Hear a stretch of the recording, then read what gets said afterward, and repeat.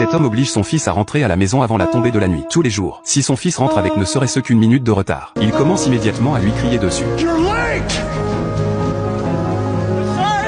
Dès que le père et le fils se précipitent à l'intérieur, il verrouille instantanément toutes les portes et fenêtres de la maison. Il vérifie soigneusement tout, encore et encore, pour s'assurer qu'il n'y a pas le moindre interstice ouvert. Ce n'est qu'après s'être assuré que la maison est complètement scellée qu'ils s'assoient enfin et mangent ensemble. Ils sont nerveux et prudents parce qu'une fois la nuit tombée, le monde extérieur n'appartient plus aux humains. Au début, la journée avait été plutôt paisible. Mais cette nuit-là, leur chien est soudain devenu fou et s'est mis à creuser furieusement le sol. Le père et ses deux fils ont immédiatement senti que quelque chose n'allait pas. Et toute la famille s'est crispée. Ils savaient tous que les monstres ordinaires ne font que se déchaîner. Ils ne testent pas tranquillement ce genre de choses. Ce qui était arrivé cette fois-ci était différent. Le père et le fils se séparèrent immédiatement. Kaiji prit une arme et resta derrière pour couvrir les autres. Son fils Thomas prit une lampe de poche et descendit voir ce qui se passait. Aucun des deux n'osait faire le moindre bruit. Ils étaient terrifiés à l'idée d'alerter ceux qui se trouvaient à l'extérieur. Thomas fouilla le rez-de-chaussée et ne trouva rien d'anormal, alors que tout le monde était sur le point de se détendre. Un bruit soudain de coups se fit entendre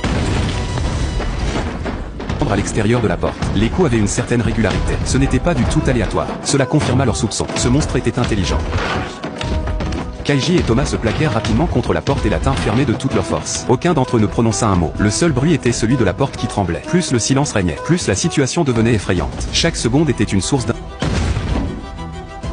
d'inquiétude pour tout le monde. Au bout d'un moment, le monstre s'en alla. Le danger était écarté pour l'instant. Le lendemain matin, dès que le soleil se leva, ils vérifièrent la porte qui avait été attaquée la nuit précédente. Toute la porte était couverte de traces de griffes. Les planches de bois renforcées avaient été rongées, laissant un trou derrière elle. À l'intérieur de ce trou se trouvaient d'innombrables insectes. Il s'avère que les monstres ne se contentent pas de défoncer les portes. Ils utilisaient les insectes pour les ronger lentement et affaiblir secrètement la maison. Ce n'est qu'à ce moment-là que Kaiji se rendit compte d'une chose. Se cacher à l'intérieur de la maison pour toujours n'était pas une solution à long terme. Tôt ou tard, les monstres perceraient la maison. Il devait apprendre à ses enfants à survivre dans la nature. Sinon, si la maison s'effondrait, ils seraient des proies faciles à l'extérieur. En fin de compte, ce n'est pas une maison solide qui vous maintient en vie, ce sont vos propres capacités. Pour enseigner à ses enfants les techniques de survie, Kaiji a commencé à apprendre aux frères à conduire. Il les a ensuite envoyés sur un cargo abandonné au bord de la plage pour rassembler des provisions. Il voulait que les frères travaillent ensemble, renforcent leurs liens et améliorent leur capacité de survie. Mais les deux frères avaient des personnalités complètement différentes. Thomas ne pensait qu'à se rendre en cachette à la ferme voisine pour voir sa petite amie Mia. Il ne se soucie pas du tout de rassembler des provisions. Joey, le plus jeune frère, était obéissant et se rendait seul au cargo. D'un côté, Thomas profite d'un moment chaleureux avec sa petite amie. De l'autre côté, Joey risquait sa vie tout seul en cherchant des provisions sur le bateau. Malheureusement, la chance n'était pas de son côté. Le cargo était complètement vide, et il n'y avait aucune marchandise utile nulle part. Au lieu de cela, il a accidentellement découvert un nid de monstres. Il s'est mis à courir pour sauver sa vie et s'est fait envahir par un tas de bestioles en chemin.